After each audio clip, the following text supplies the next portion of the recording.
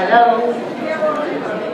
Hello, it's so nice to see all of you. I'm so pleased that we have such a good turnout for Carol Armstrong. You probably know who I am, but if you don't, my name is Ike Kong. I'm the Assistant Director and Chief Curator here at the museum. And it's my great pleasure to introduce our very, very special guest speaker as part of our Curator's Choice Lecture Series, which, as you probably know, is sponsored through my support group called the Dead Artists Society. And should you wish to join, you do not need to be dead. You just need to contact us and get in touch with Hannah Ashcroft, and she can tell you about the program. Carol Armstrong is an art historian who currently teaches at Yale University. But it's deceptive to think of her as just or merely an art historian specializing in 19th century French painting. Yes, she has published 2 extraordinary books on Degas and Manet, but she's also published on the history of photography, and she's a photographer in her own right and has had exhibitions at major museums, such as the Sao Paulo Museum of Art. In addition, Carol has curated several important shows, including a beautiful show of Cézanne watercolors at the Getty Museum in 2004. She's also an active art critic whose articles appear regularly in October in Art Forum. Lastly, and most importantly for me personally, Carol was my advisor. Well, as she reminded me, so was Michael Baxendall, but hers is the name that is on the signature page of my insufferable dissertation. And that was back when we were both at Berkeley, too long ago now for me to care to report to you. I owe so much of my intellectual grounding to her example, for which I am eternally grateful. For today's lecture, Carol has crafted some new material on the topic of the matter of still life, so please join me in welcoming her today. Thank you.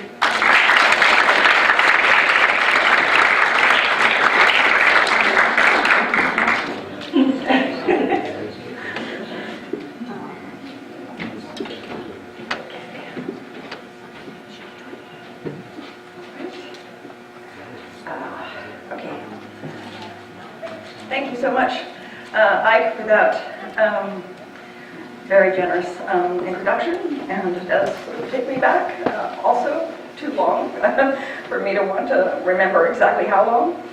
And thank you very much for inviting me out here to lovely Santa Barbara, to which I had never been before, even though I've spent a number of years of my life in California.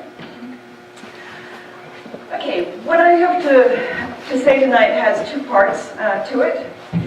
Later on, I'm going to come back to what I have on the screen right now and move both backwards to the beginnings of freestanding still life painting in the 17th century and then forwards from there to the 19th century and on to consider examples of the ways in which this lowest of the low genres of pictorial subject matter engaged with the human meaning of materiality.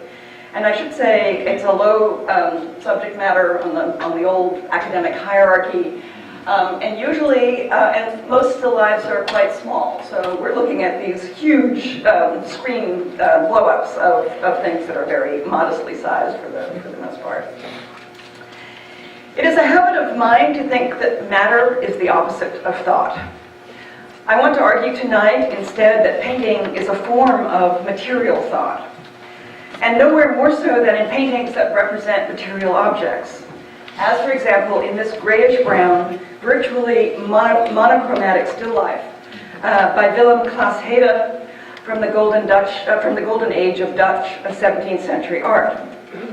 A painting which uses the medium of oil paint with its properties of sheen and translucency to depict a host of materialities.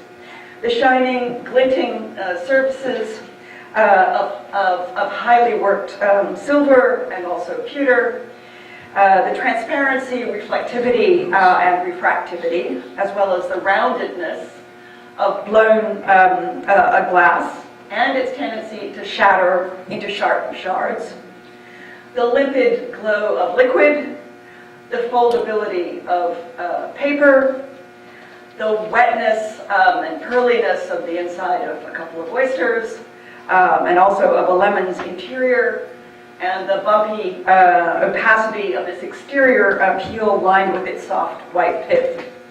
The cracking of a walnut, the drape of a cloth over the side of what we see to be, I think, a wooden table, and so on.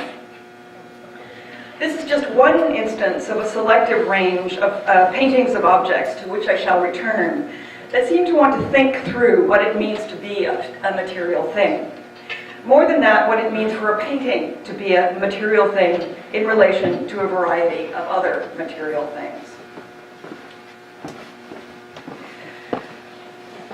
But first, I want to ask you to look closely with me at one small still life, painted in 1956 by Giorgio Morandi, which hangs together with another one by the same artist in the Yale University Art Gallery. This one, which measures just under 10 by 14 inches in reality. In it, there are 7 objects that sit and stand together with simple gravity. Simultaneously otherworldly and strangely human, they are grouped very closely together indeed, so that they verge on touching even when there is a breadth of dark space between them. They are abstract in their shapes and yet very concrete, and pale cement in their colors, which range from a dull celadon green to a navy blue with milk in it, a chalky off-white, a brownish black, a pallid peach, and a light shade of slightly dirty pinkish taupe, all against a grayish mushroom-colored background and counter surface. They are determinedly matte. There is neither glistening glass nor glinting metallic surface to interrupt and inflect the grade range of tones that describe this little object world. In short, though its color range is not unlike the Dutch painting I just showed you, it couldn't be more different or more limited in its materiality.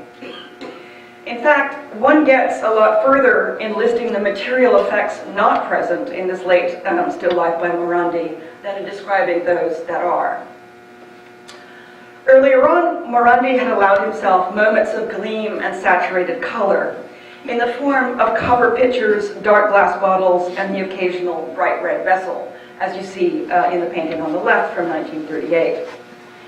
He would now and then continue to include something fluted or something possessed of a hint of ceramic shine in his larger array of dull colors and plain matte surfaces, some of them very broadly brushworked, as in this one on the right from 1954, as if to contrast the matte roughness of the painting's own surface to the glossy smoothness of the gleaming interiors of his depicted bulbs here, whose gleams in this case are rendered by 2 simple vertical strokes of very thick white paint. But reflectivity of any kind was barred, particularly in the last decade of his work before he died in 1964 at the age of 74. Transparency and translucency were also ruled out of the spectrum of illusionistic opportunities of which he allowed himself to partake. And there would be no delicate crystal, no figured chinaware, no projecting bone-handled knives, no intricately worked gold or silver, no thick-piled exotic carpets, no patterned tapestries, no white linen, no citrus fruit with pitted skin, no curled peel and visible pulp, no mouth-watering red apples, or swelling pears or sliced melons, no leafy vegetables, no viscous fish flesh, no glowing liquid. Instead, the same dull things were repeated over and over again. And in the 1950s, the range became even more restricted than it had been before. A copper pitcher shoved in the back, as you see here, so its gleam cannot be seen. Occasionally, an odd funnel-topped vessel, matte white bottles again and again, sometimes a light or dark blue or a pale yellow or a brick-colored one, 2 or more dark cylinders, paper and cardboard boxes, including the same 2 that appear in the Yale still life, occasionally a blue striped white jar. The only other variation he allowed himself was by means of facture or paint handling, format, and the overall tint of the restraining palette and background hue, ranging between pinkish beige, pale olive, and blue-tinged gray. And in 1956, perhaps more than ever, Morandi liked to stress his reticences and restrictions by means of repetition. The very same objects, give or take one or two items, set in differently shaped canvases. More or less square and thus feeling slightly more constricted on the left, or oblong and thus feeling a bit more empty as in the right. Indeed, before painting them, Morandi applied gesso to his glass bottles, which suggests that he was quite deliberate in avoiding sheen and shine, the bright white highlight and the bit of reflection, the punctuation by color and luster and texture and detail. And also that he was quite deliberate in avoiding, his avoidance of the inventorying, not only of different materialities, glass, metal, porcelain, fabric, fruit, fish, wine, and so on, but of paint's capacity to render and replace those materialities that had marked the earlier European history of the still life genre, as far back as Pompeian rapography, meaning in Latin the depiction of trivial things. In fact, Morandi's matte, plaster-like tonality seems to reach back to those bits of Vesuvian villa fresco, and indeed also to the Roman refining of the materials of cement and concrete. But even in those early wall paintings, as you see in the top, the ancient Roman painters had been fascinated with trying to render the transparency of glass artifacts, that were one of the high points of their culture's array of artisanal inventions, as you see on the lower right. The avoidance of that fascination, one shown to advantage later in the glossy medium of oil paint, was one of Morandi's principal austerities. How can we make sense of Morandi's abstinences, of the deliberateness of painting gesso on his glass bottles, and on his stressing of other aspects of oil paint besides the glossiness of its medium and its ability to be ever more diluted in layers of glassy glaze? Both that deliberateness and that emphasis are self-reflexive. For to paint gesso on his bottles was to ensure that their surfaces would be the equivalents of the prepared ground of painting before it is painted. To emphasize the similarity of oil paint to mediums like plaster and cement was also to turn his still life world back to its ground and to ally it with the surfaces of walls on which paintings hang. To stress the slippery, slathery manipulability of his matte pigments rather than their glossiness was to underline the materiality of his medium and its simple pleasures rather than the gourmand delights of illusionism that medium makes possible. And to choose paper and cardboard boxes as prime among the objects to paint into his still life paintings was to do something akin to what Joseph Albers did around the same time in recommending that his students at Yale carry out their color exercises with cut pieces of matte paper so as to eliminate the distraction of textural variability. In this way as well, Morandi chose to circle back around to the plane surface on which he was painting and which his rectangular boxes face directly, so that they are exactly aligned with it. And yet, all this with a difference from, say, the abstractionist moves of a Mondrian in 1912, abstracting from Cézanne and from Cubism, or of a Matisse in 1915, abstracting from the 17th century painter, a Dutch painter, Jan Davids de Heem. Exactly the sort of thing described in a general way by Clement Greenberg in his famous account of the emergence of abstraction out of late 19th century naturalism, as painting being, as he put it, hunted back to its medium. For Morandi insisted on the tangible reality of his abstracted things, as his gessoing of his bottles attests. And the double act of painting the thing that he would then paint again, of applying off-white oil paint with glue and gypsum in it to the object that he was about to paint into a picture, was a strangely contradictory inversion of the usual direction of abstraction, with its move away from representing objects in the world. It was to try to make those objects conform to the material logic of painting and its surfaces in advance, And thus, rather than moving altogether away from outward reference to objects, it allowed for a cautious turn back to the physical reality of the world to which those objects belonged. Except that outward reference to the real world was peculiarly inward at the same time, for it was enclosed in the tight circle of painting reality, the medium's physicality. At the same time, Morandi's particular brand of abstract realism yielded a quiet opening up of still life's, not to mention abstractions, elusiveness, just as his asceticism allowed for a controlled and very discreet kind of voluptuousness. Both characteristics of Morandi's hermetic brand of still life painting are demonstrated in the little 1956 picture with which I have begun. I and others have written of the way, for example, Cézanne's still life paintings suggest landscapes and human figures, not to mention an animacy, even an eroticism, that is noticeably lacking in his portraits of people and his renderings of the nude female body.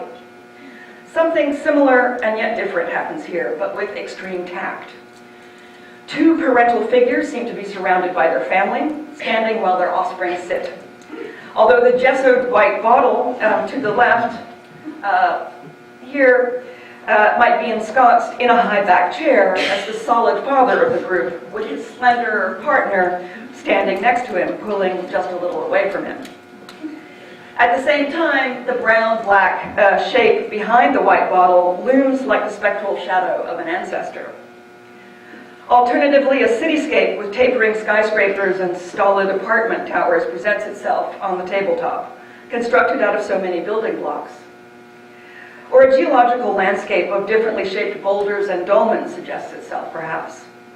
The words chasm and megalith come to mind, despite the modest scale of the image. Indeed, the little picture has an odd scalelessness that allows for the diminutive to mushroom, Alice in Wonderland style, into the outsized in the imagination, and then back down again to the proportions of things to hand. In short, the little that is there can conjure up a lot in the imagination. Meanwhile, adjectives often used to describe the application of paint, like buttery, seem to morph from the metaphoric almost into the literal in the face of this small work, in which everything seems to face us and face off against us with the flat materiality of its paintedness. And the evocativeness of colors also goes to work. Because the bottle on the left is milk white, it might be a milk bottle. Because the bottle on the right has a blued neck, it has the blues. Because the green half-cylinder container to the right is the green of celadon, it hovers between paper and ceramic. Because the colors of cream and peach and chalk and mushroom are used, peaches and cream become laden with the taste and feel of calcium and fungus. Because the whites are a bit dishwatery, soil and dust inflect the canvas. And because the background is the color of cement, it implies a concrete surface.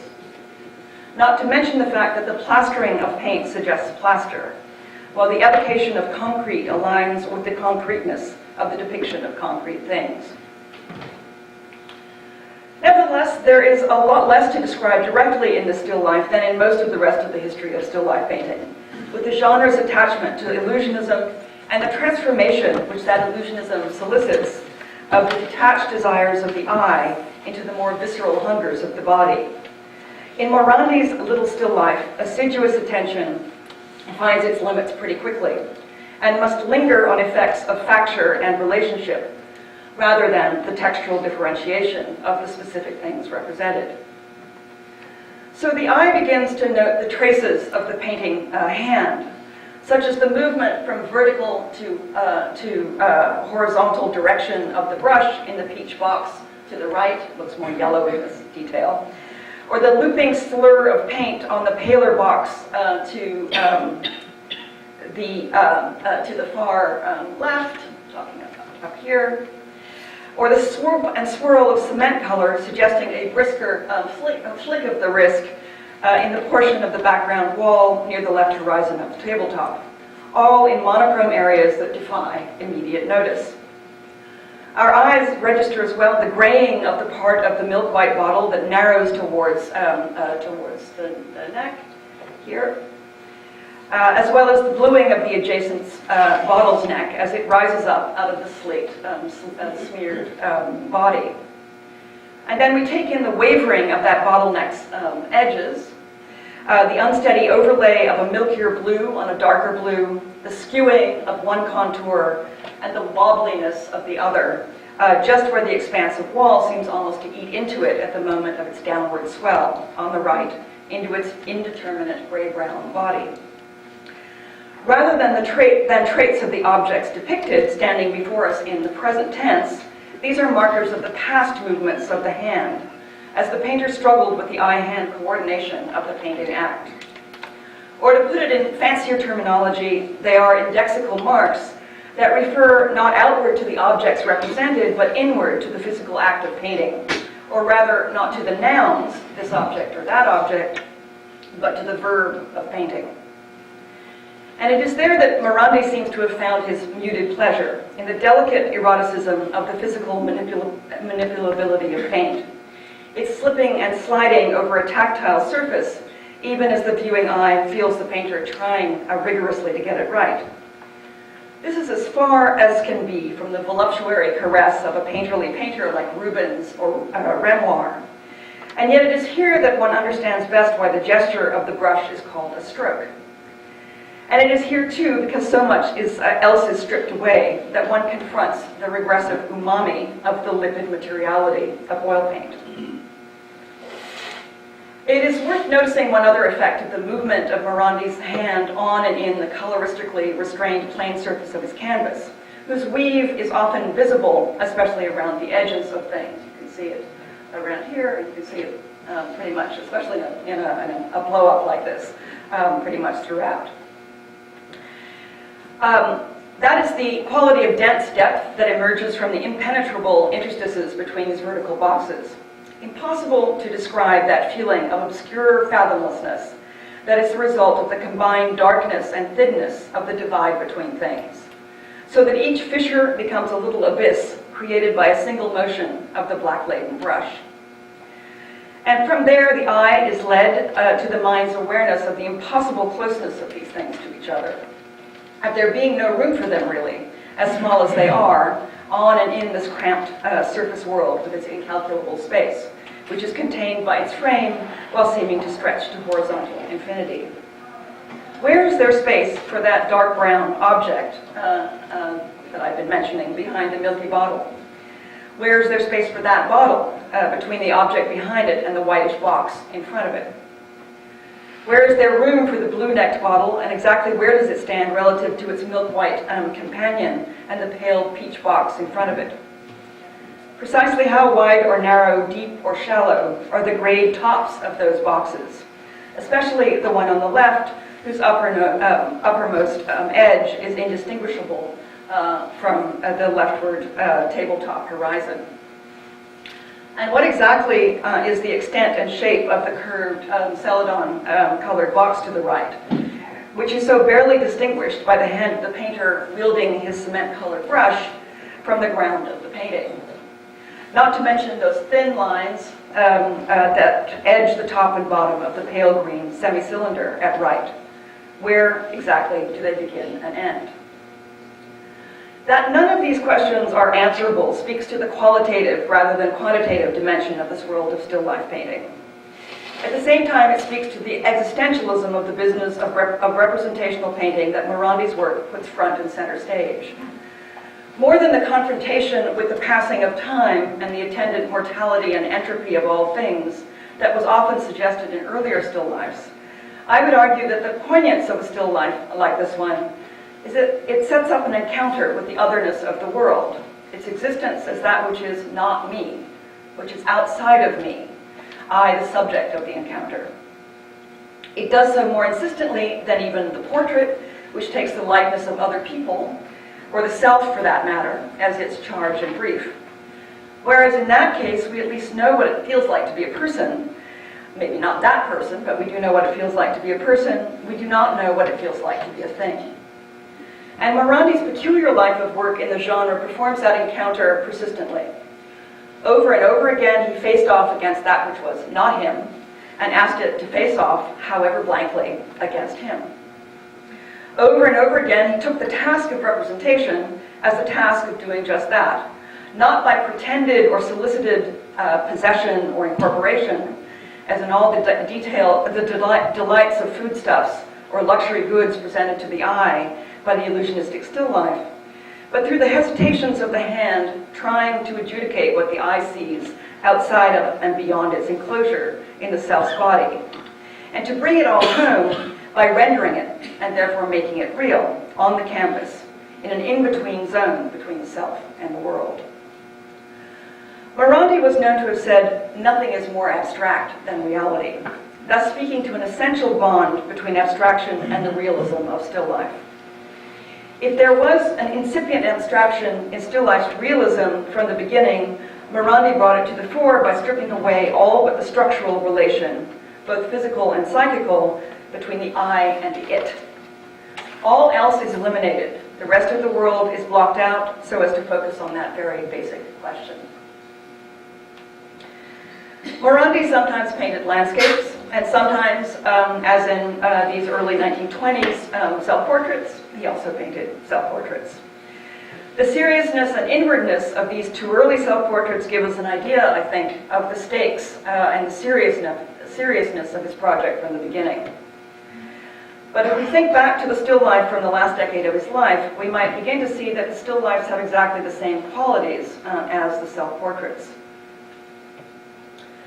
But exactly how did Morandi get there? Well, by means of an ascetic process of elimination, drawing on the strangeness of his countryman Giorgio de Chirico's metaphysical dreamscapes, three of which you see on the left, with their long shadows and draftsmanly purging of textures, not to mention the surrealist uncanniness of their combining of no man's land urban spaces with untoward and out-of-scale still life items. And this is something that Morandi pairs away in early still life work, this one from 1919 on the right.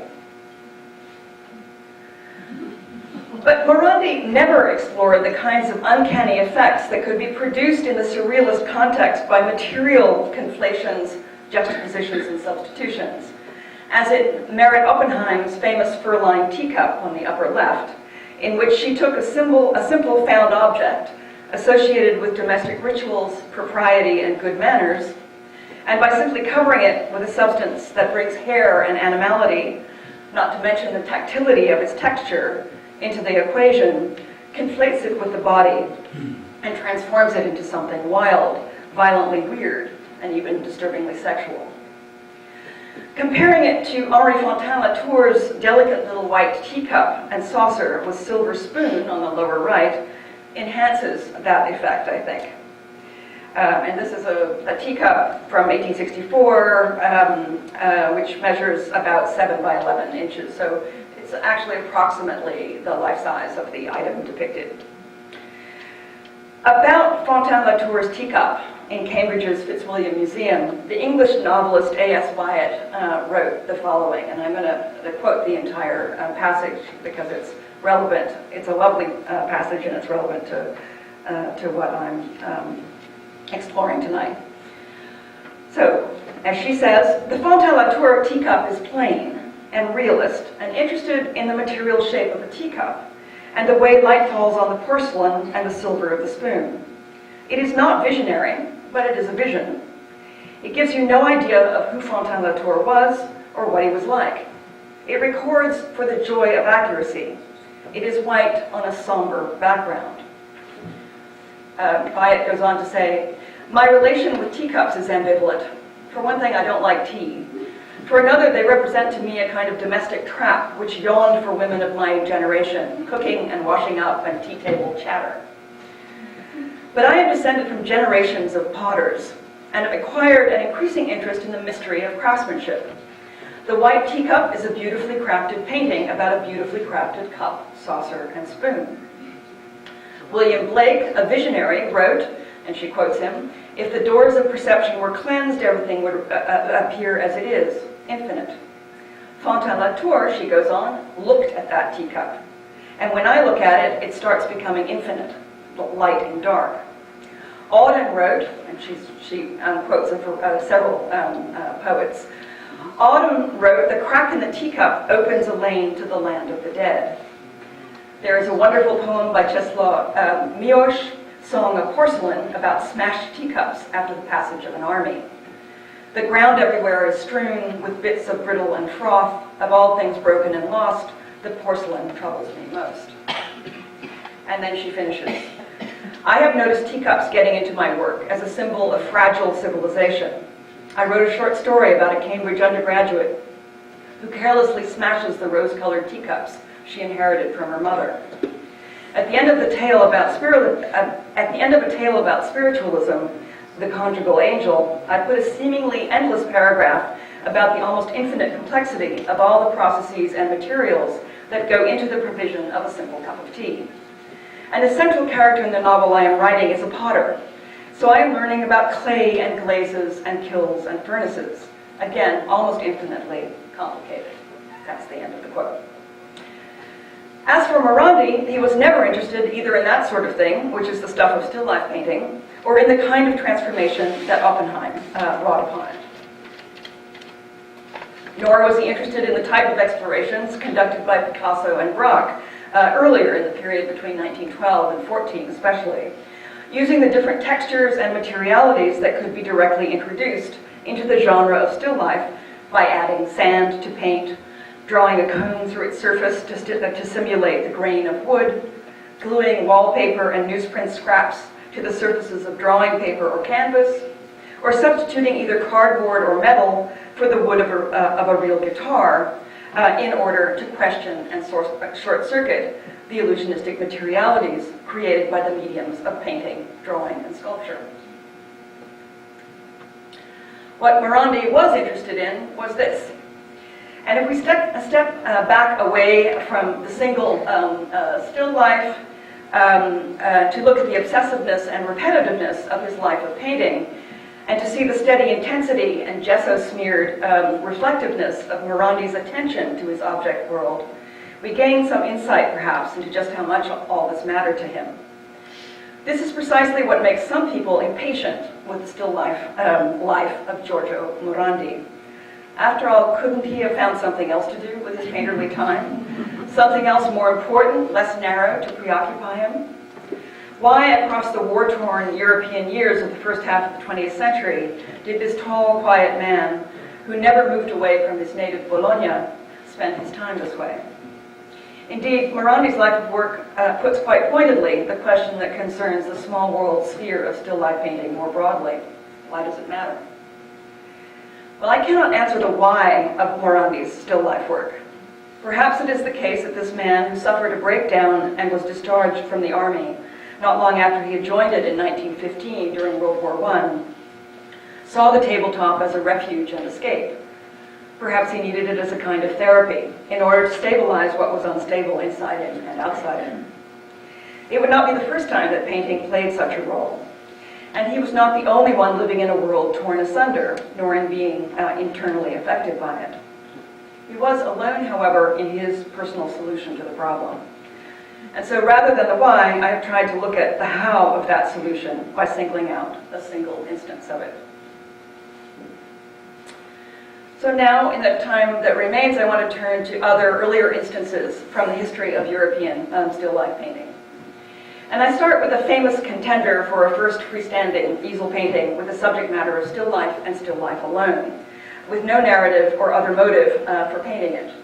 Michelangelo Merisi da Caravaggio's Basket of Fruit of 1599 on the left, appearing to sit on the brink of a narrow ledge against a wall. I will not be comprehensive, but rather selective in the instances of such paintings that I want to discuss. And I start with this one, which measures about 12 by 19 inches and resides in the Biblioteca Ambrosiana in Milan, not only because it's thought to be a first, but also because of the way it seems to look back to the Roman beginnings of Italian wall fresco painting, and in particular to the still lifes executed in that medium, such as the one you see on the right. Painted on canvas, it looks as if it's painted on a wall. For all the precise textural realism of the basket weave, the translucent grapes, the pitted lemon, the blemished apple, the wizened figs, and differently shaped fig and apple and grape leaves, the flattened silhouettes, of the two rightmost grape leaves play off against the rest, particularly against the wrinkled grape leaf next to them, as well against the material evocation of a plaster wall, to point back to their own status as paint-made shape on a surface. Is it wall or canvas? Is it paint or paper-thin leaf or cast shadow? Is it real or is it figment? Does it project or recede in space, or is it flat? And then is the ledge on which it sits some sort of horizontal surface, whether wood or stone, perpendicular to the wall, or simply the framing bottom edge of the painting? A few years later, a Spaniard by the name of Juan Sanchez Cotan painted what the Spanish call a bodegon, that sits at the austere end of the still life spectrum and presently resides in the San Diego Museum of Art. Concerned with fruit and vegetable matter, a quince, a cabbage, a melon slice, and a cucumber, hanging and sitting together in a dark, cool niche to stave off their rotting, this still life preserves its organic items forever, though the blemish on the side of the quince and the seed on the sharply sliced interior flesh of the cut melon, looking, at least to me, a bit like the tear on the cheek of a human martyr, both allude to the mortality, intertwined with the fertility, of fruit-bearing plant life. The following year, Cotan would become a monk, and thus a very different kind of person from Caravaggio, the brawling, hot-tempered sensualist. And that future monkishness seems already predicted here. Simple foods necessary for sustenance.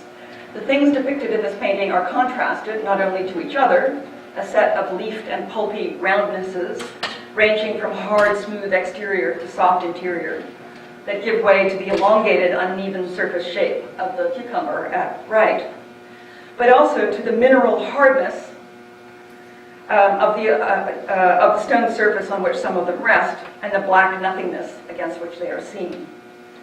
They are assigned properties of weight and balance, restfulness and stasis, that belong to the physics of shadow-casting, gravity-bound substance and mass, while also suggesting a contemplative mood, even a state of meditation. At the same time, they propose an affinity with the cosmic realm of astronomical bodies and with the abstractions of geometry, as if wanting us to consider the relations amongst mathematics, hard minerality, and soft biomorphic materiality. All in a chiaroscuro, oil on canvas, almost square rectangle of about 27 by 33 inches. In short, if a still life can close the distance between immeasurable infinity and measurable finitude, nothing and something, mysticism and matter, human thinking and inhuman stuff, this is the one that does it. Another 17th century painting sits at the luxury end of the still life spectrum. Pronkstillleben, it was called. This is the Dutch master Willem Kalf's still life with Nautilus cup of 1662, measuring, so it's bigger, about 31 by 26 inches, and presently in the Thyssen-Bornemisza collection in Madrid. Here we have the full use of oil pigment's capacities for sheen, shine, gleam, and glaze, deployed to render the most expensive objects of the Dutch trade in luxury goods. In addition to the Nautilus cup itself, which you see here, fine Venetian glass, the wine within it, Chinese porcelain, the unseen sugar in it, sweet to the lemon sour, silver, a marble top table, and again, little bits of walnut detritus, a Turkish carpet, a bone-handled knife, which you see projecting here. In this case, the painter pits his skills in his medium against those of the artisan. The glassblower, the ceramicist, potter, glazer, and porcelain painter, the weaver, the silver, and goldsmith. And in so doing, he seems to ruminate not only about the relation between the values of raw and worked materials, of materiality and skill, of the literal and the illusionistic, the gold standard of actual gold versus depicted gold, which you see here, using the basest and yet among the most expensive of paint materials, Indian yellow, made with cow's urine, versus what we might call a kind of optical gold, the reflective glint of yellow light on a smooth or translucent surface. He also seems to be thinking about the relation between nature and culture, the artifices of God, the great artificer, and of the human maker. For that, of course, is what the Nautilus art itself is all about, the goldsmith vying and trumping the original artistry of the nautis shell, polished to a very high sheen. And it is what the rest of the still life concerns itself with as well. Materials like wool that is shorn from the sheep, clay and minerals that come out of the ground, the shell that comes from the sea, the glass that derives from sand, and the fruit and nut that falls from the tree. Hence the bit of leaf and stem, which you see attached to the clementine or orange over here. All removed or uprooted by shearing, mining, harvest, and trade, and transformed into something else by human fabrication. And that is what Kauf's picture demonstrates itself to be as well, a bravura performance in transforming paint materials into painted illusions, producing the magicianship of a mirage that emerges into sight and disappears again into invisibility, all out of the flat black of the painting's ground. In fact, the Dutch and Flemish seem to have been particularly alive to painting's game of the illusionism of materials, producing paintings like this one by Adriaan van der Speld in the Art Institute of Chicago, that insists on the paintedness of its painted illusion, by creating a fictive curtain, also an illusion of course, appearing to hang on a curtain rod over the flower garland, and thus pointing both to the material objecthood and to the fakery of the thing. But it also has its cake and eats it too, because the illusionism of both painted flowers and the shimmer of the painted fabric of the creased and wrinkled satin curtain is so powerful. Again, it is the material properties of oil paint and glaze that make that illusionism possible. And then there is this marvelous trompe l'oeil, meaning fool the eye, by the Flemish Cornelis Gisbrechts in the National Gallery of Denmark in Copenhagen. A painting of the back of a painting, perhaps the back of itself, replete with the grain of the wood stretcher, the thready bits of raw canvas edge stretched through and between the wood, the nails and pins hammered into the wood to hold it together and keep the canvas in it, the traces of paint on the wood, actually real paint, on the fake wood, presumably trailed from the front of the canvas, which is now to be imagined as the back of the canvas, and even the little paper tag on the upper left with a price or inventory number, which once more we might imagine to be a price or inventory number of this painting. How could a painter be more clear through the play of illusionism that he knew his painting to be a material thing, was thinking about that, and asking us to think about it too? I like that painting by Gisbrechts best, but he went further, as if to dot his I's, making painting after painting of a wooden wall of his studio space, with faux paintings such as the two on the left, of still life and other subjects, seen as if tacked up to the wall, and his painting paraphernalia displayed along with them, including palette, paint brushes, paint box, bottle of linseed oil, and then producing a cutout panel, which you see on the right, called a chantourne, depicting his easel, the back of a canvas, and all the items just mentioned on a life-size scale. As if not only to confuse the eye even more, by undermining the difference between flat and three-dimensional objects, but also to say, these are the materials, the tools, and the skills that painting is made of, just as the objects that still life painting depicts are made of materials, by tools, and with skills, though of course they are different ones. Gisbrechts was living and working in Copenhagen at the Danish royal court when he made his trompe l'oeil paintings, which wound up in the Royal Danish Cabinet of Curiosities, where they were no doubt seen a century and a half later by the late 19th century Danish painter Wilhelm Hammershøi. I show these two paintings, these two works by Hammershøi in passing. They are not still life paintings per se, but genre pictures of domestic interiors. because they expand on Gisbrecht's theme in muted tones similar to those that characterize the palette of Morandi, by setting up a three-way relationship between object, the punch bowl in the fore and background respectively, easel, with or without the back of a canvas upon it, and the painting on a wall, though these paintings are landscapes. And by expanding the wall into the architecture of the spaces of the rooms and the spaces between the rooms in which paintings would hang as material objects, and in which the tables on which porcelain bowls would sit could be found. In contrast to Gisbrecht's Trompe l'oeil, however, these great pictures don't fool the eye, so much as they seem to explore the boundary between what a painting is and what a black and white photograph of the spaces and objects they depict would look like.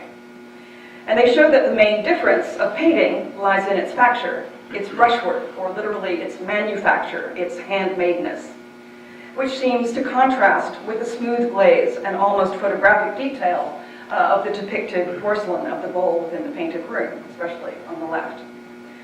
So that one realizes along the way that doors, walls, cornices, jambs and lintels, wainscotings and moldings are just as much painted surfaces within a painted surface as the pictures depicted on those painted walls.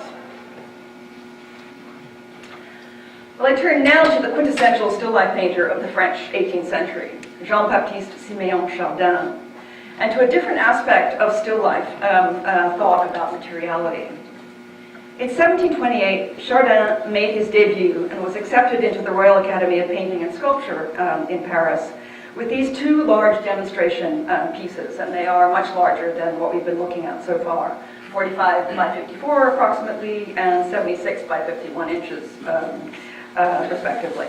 Both of them now housed in the Louvre.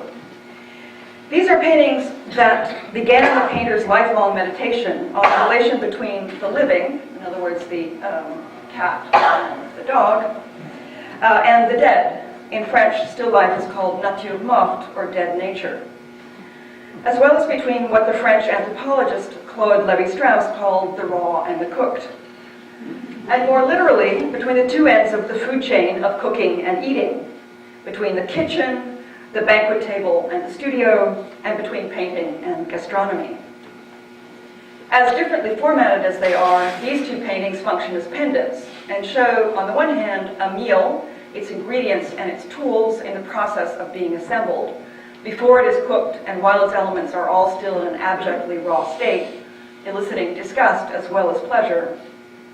And on the other hand, the tail end of a meal, on the right, a highly artificed, aristocratic dessert that looks to be or to have been in the process of being consumed. And so, given this theme, perhaps it is also useful to point out that in French, a painting's blended pigments and paint surface was often called a sauce.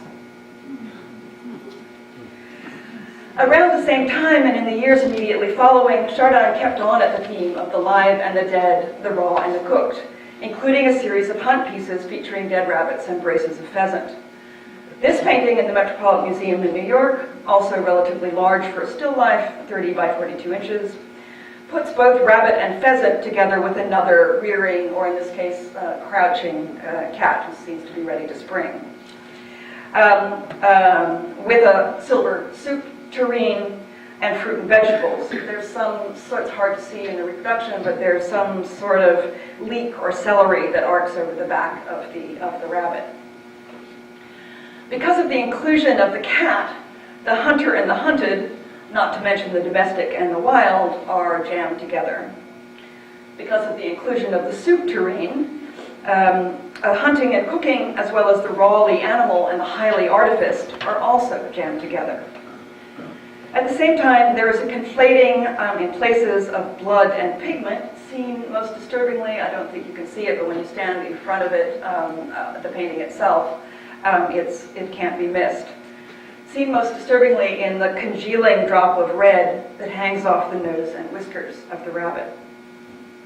A conflation that contends with the optical effect of reflections, seen both fore and aft on the silver surface of the tureen, in which orange, rabbit, red apple, and pear are seen twice, first as depicted objects, and second as patches of color, the very patches of color of which those depicted objects are made. And thus the painting, linked to the silver tureen in its effects, hesitates between the visceral and the optical, the carnal and the disembodied, the pitiful and the beautiful, object and paint materials. It is not for nothing that the philosopher Diderot thought of Chardin as a kind of philosopher in paint. And Chardin kept on at it, though the hunt motif disappeared, and his still life pictures got smaller and smaller, 15 by 18 inches in both of these two cases from around 1760, as well as more repetitive, while the aristocratic mound of fruit with which he began diminished to modest, plain little groupings of fruit and single pieces of silver or glassware that dispensed with courtly ostentatiousness in favor of artisan class simplicity. While attending to relations amongst different kinds of singularity, a single cup or glass, a unified mass of peaches or strawberries, a stray bunch of grapes or stem of cherries, and a single grape or peach. Chardin also focused his attention on different kinds of reflectivity, different contrasts between the matte and the shiny, the transparent and the opaque, and repeatedly on the patch of color, sort of peachy orange or strawberry red, in relation to the objects that those colors simultaneously reflect and form. This aspect of Chardin's work in still life would show up in later painting still lifes. I give just two examples of early 20th century painting by the British painter William Nicholson above, who remained faithful to this sort of effect while others, including his son Ben Nicholson, rejected it in favor of modernist matte collage-like flatness, whose textual differentiation was literal, not illusionistic. And on the bottom of the screen is one example of Ben Nicholson, the son's still lifes from 1936. But though William Nicholson's lovely little still lifes were old school, at the same time they sit on the cusp of the self-reflexivity of modernist painting too, precisely by means of their Chardinian devices. Closer to home, Cézanne was one of many, many French still life painters in the second half of the 19th century who took Chardin as their model. I give just this one early example from 1866 in the Musée Granet in Cézanne's hometown of Aix-en-Provence. Because of its closeness to the Chardin model, because of its intimate size, 12 by 16 inches, which brings it both close to hand and close to the diminutive scale of Morandi's work. And because, in turn, it gives us a glimpse of why Cézanne was so specially important to Morandi. Palette-knifed and heavily impastoed, it replaces all the reflective and refractive, transparent and translucent, and texturally differentiated effects of the illusionist still life with an almost sculptural handling. Here paint is more like potter's clay than painter's medium. That drives home the fact that the painting is a made material thing, a very physical, and in that sense, a very real thing. But it was the other father of modernist painting who really took up Chardin's still life thematics of the raw and the cooked, namely Edouard Manet. Between 1862, when he painted the oysters on the top right, and 1880, when he painted the lemon on the bottom right, his still lifes ran the gamut between the shopping, as in the fish brought home with its wrapping on the middle right, cooking, as in the fish stew that's being prepared on the left, and the eating, ends, as in the oysters, of the depicted meal.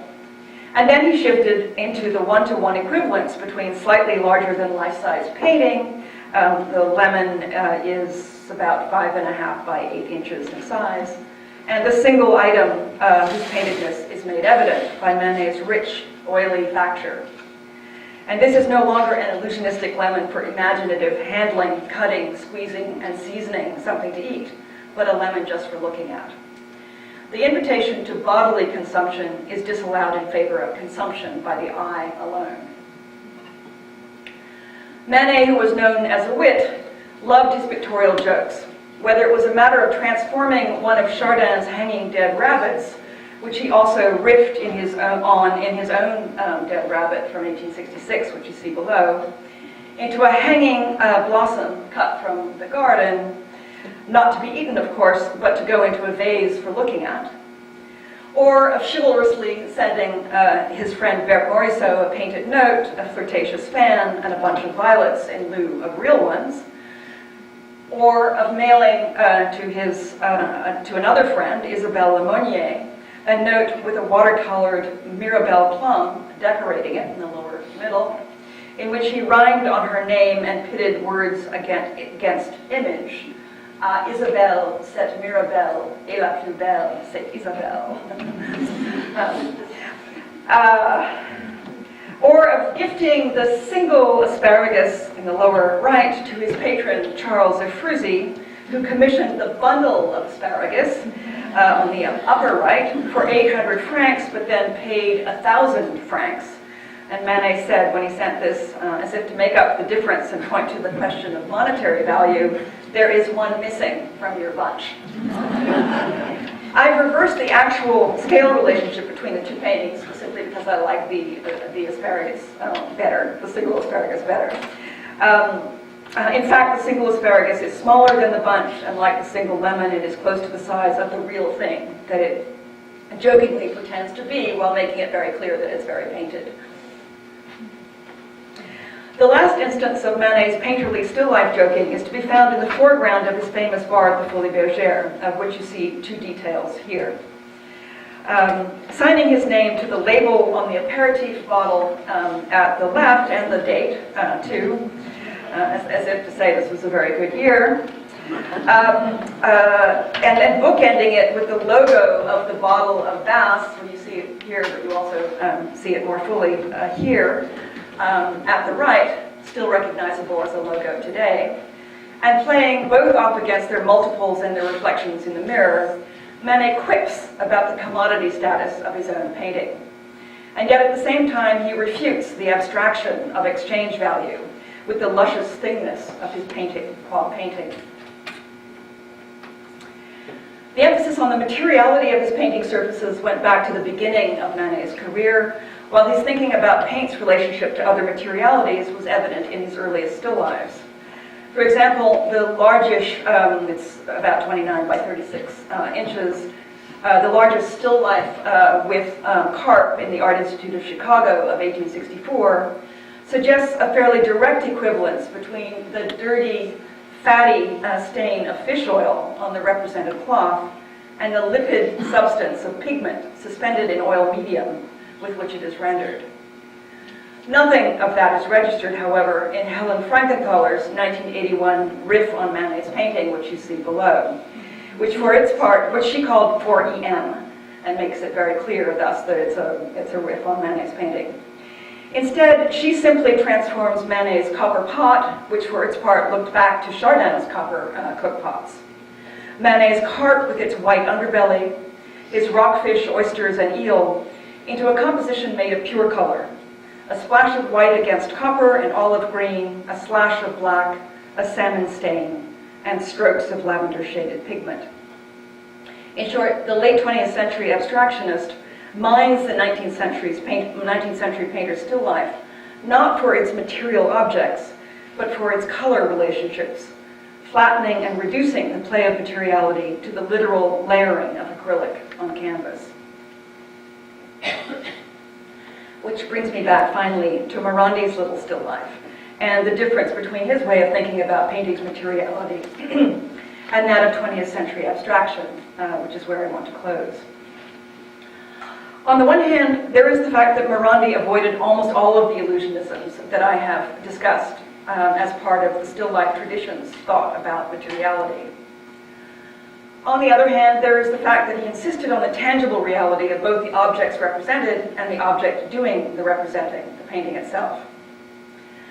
As I've tried to show, what still life does more than any other genre of representational painting is to trade on the self-reflexive involvement of its own materiality as painting in the materialities of the world. We have seen this throughout the other still life paintings I've addressed, but Morandi puts it foursquare and very stringently, drawing a very tight connection between paint and object matter. Thus, rather than withdrawing from representation into abstraction, Morandi focused a contracted and exacting light on both the materialism and the existentialism of the representational act. Indeed, we might say that Morandi did in paint, and with his gessoed objects, what his British contemporary Donald Winnicott did for the theory of object relations in mid-20th century psychoanalysis. Winnicott understood playing with objects as the child's way of bridging the divide between the inner world of the imagination and the outer world of objective reality. A way of making that inner world real in what Winnicott called a third space, a space of play between subjective and objective reality. In turn, Winnicott described all adult creativity and culture as extensions of that third space of the child's imaginative play with objects, beginning to write that theory up in the 1950s and then publishing it as a book of collected essays called Playing and Reality in 1971, 7 years after Morandi's death. What I'd like to propose is that that is just what Morandi did with still lifes such as this little painting from 1956. He used his painted objects to forge a connection with external reality. He used the materiality of paint to make his inner reality real and connect it up with his outer reality. And in so doing, he showed why painting matters and what Cézanne had meant when he said, as he did, that the painter thinks in painting. Thank you.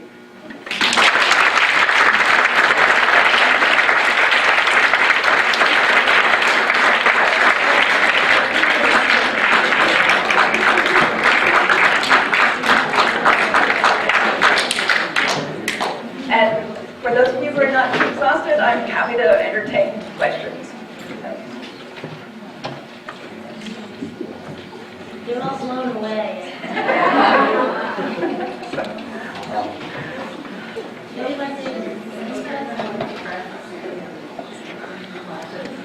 Well, no one's going to force you. This is apology. Thank you very much for your attention.